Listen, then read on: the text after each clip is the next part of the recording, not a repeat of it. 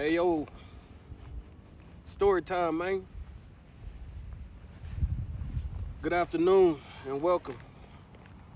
I'm gonna tell y'all about the time one of my passengers smoked crack in my back seat while I was giving an Uber ride. Well, now I was on Lyft, yeah. But yeah, man, it was early in the morning, probably about like 6 or 7. Um, I forget what area I was in, but man, I get to this one passenger. He kind of hobbling. He kind of a little. Now I was in Tacoma. I remember that shit there. Yeah, Sprague. Yeah, I was off of Sprague and I believe it's 12th or 11th where the AM/PM is in Tacoma. But yeah, man, he was all hobbling. He get in on the right side, sit down. He asked me, hey man, can you walk in the store and get me a lighter?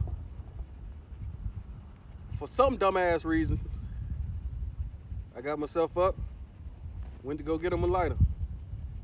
He paid for it, all the simple stuff. But I went to go get him a lighter. And then all of a sudden, like, I hear a click, and I'm just like, and I forget how it all come up to exactly what that nigga was smoking.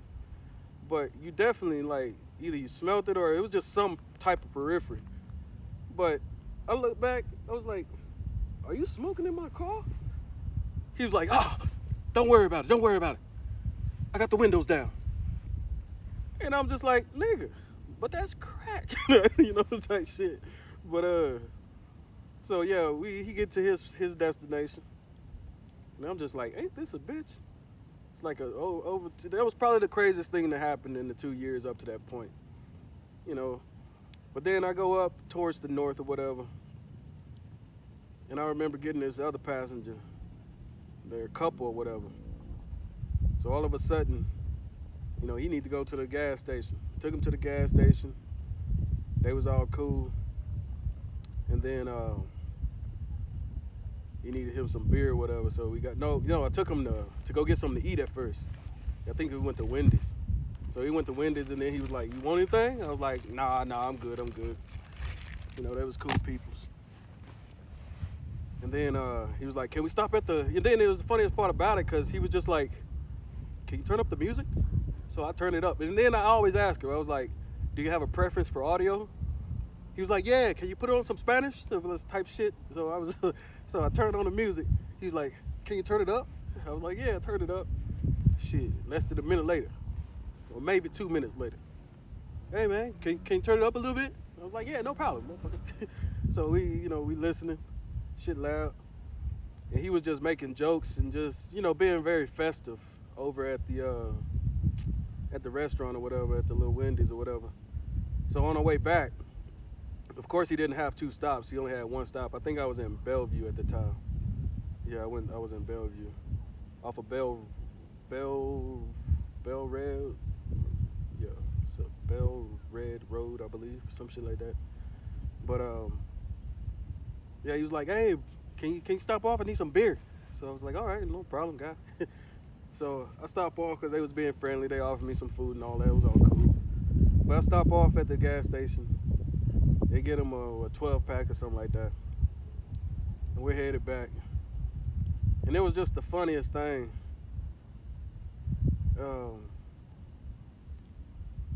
Because all of a sudden he was like, hey, want to hit a line? I was like, no, motherfucker. Shit, I'm driving. Well, you want a beer? And I was just like, well, the motherfucker already smoked crack in my car this morning. What's a beer gonna hurt? Shit. Popped that bitch open, chugged it. They was all surprised, like, whoa, shit. I drop them back off. Man. Simple stories, the things you get exposed to. But you always gotta kind of keep you cool and everything. That was kind of the most oddest day of my Lyft journey. Let me see. shit, not too many drunk people at night and all of that, you know. It's manageable to deal with people when they acting a fool, because, you know, shit, you ain't. So pop them around a little bit. But yeah, it was just an interesting journey, giving rides. In the first year, I gave 2,600 rides. So per 365 days, that's about 6 rides a day. And the unique part after that was realizing my potential.